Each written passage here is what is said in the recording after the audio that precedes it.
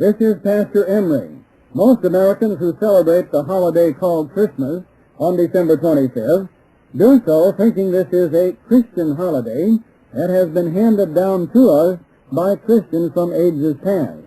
How many know that the first Christians in America, the Puritans and the Pilgrims, did not celebrate Christmas?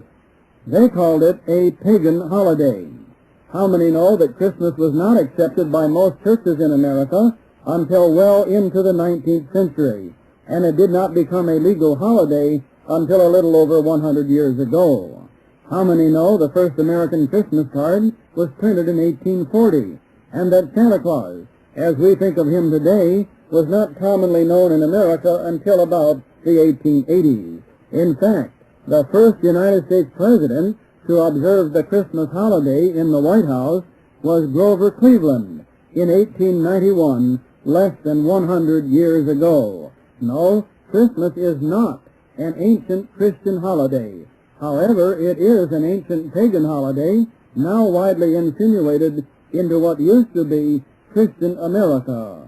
This is the second broadcast on Christmas in America. Later in the broadcast, I am going to read Santa Claus's description in the Holy Bible. Yes, Santa is in the Bible. First, in a newspaper recently appeared a letter to the editor about Santa Claus, which said in part, quote, "Christmas began to lose its magic the moment I noticed that Santa Claus was wearing my father's shoes. When I approached my parents with this discovery, they laughed and told me it was time for us to have a little talk. 10 minutes later, I hated them both. They told me there was no Santa Claus. It had been my father all along. Afterwards, I stood before the Christmas tree, staring into its overdressed branches, wishing they were wrong, but they were not." End of quote. Yes, little children are devastated when they lose that total trust they had in Daddy and Mommy, and they lose it the first time they find out their parents have deliberately lied to them. Here is a quote from my booklet, Is Christmas Christian? This is the booklet I will send you free when you write. This incident actually happened, and I tell it in the booklet, quote, "A few days before the publication of this booklet, while in a local store, I overheard a mother tell of her little boy catching her and her husband putting the gifts under the tree.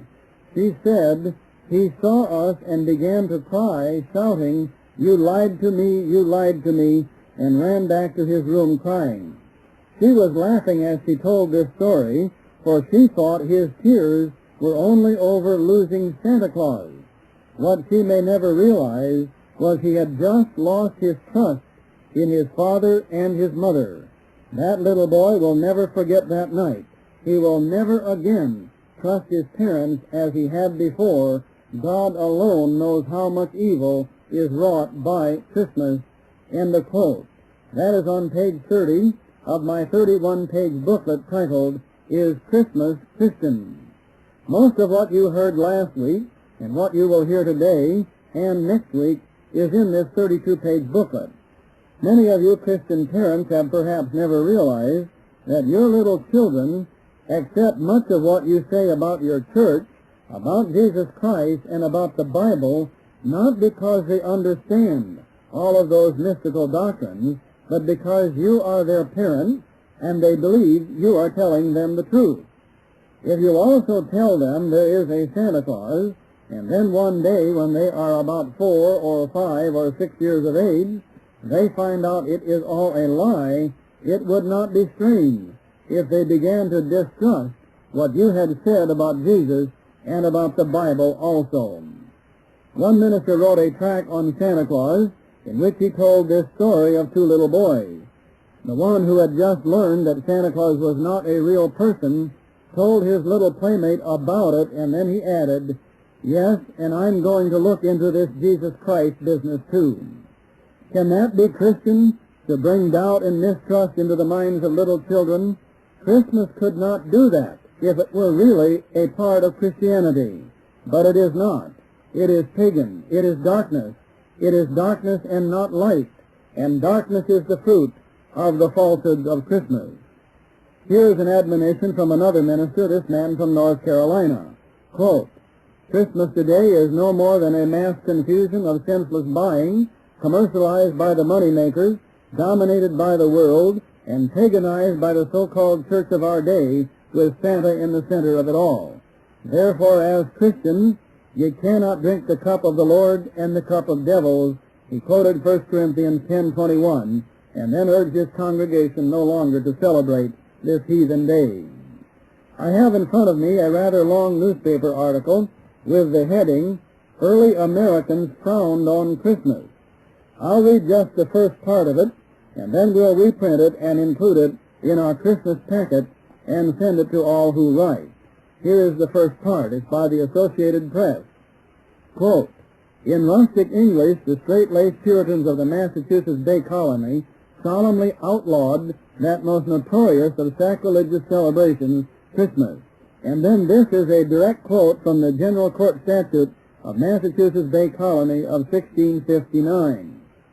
For preventing disorders arising in several places within this jurisdiction by reason of some still observing such festivals as were superstitiously kept in other countries to the great dishonor of God and offense of others, it is therefore ordered by this court and the authority thereof that whosoever shall be found observing any such day as Christmas or the like, either by forbearing labor, feasting, or any other way, every such person so offending shall pay for every such offense 5 shillings, end of quote from the law. And then the article goes on. Outlawed in England from 1647 to 1660 under Oliver Cromwell, Christmas found no refuge in New England. Governor William Bradford wrote of the Pilgrims' first American Christmas in 1620, quote, Monday the 25th day we went on shore, some to fell timber, some to saw, some to rive, and some to carry, so no man rested all that day.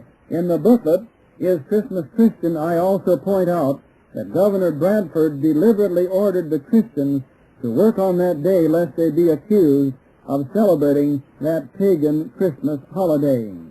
A little further in the article where the writer tells about Christmas being celebrated by the people of the Anglican Church in Virginia, he then says this, colonial Puritans, Baptists, Quakers, and Presbyterians, finding no scriptural sanction of Christmas, but plenty of pagan precedent in the December Saturnalias of Rome, steadfastly opposed its observance, end of quote. Did you Baptists, Quakers, and Presbyterians hear that? The founders of your denominational religion in colonial America refused to celebrate that so-called Christmas holiday. Here is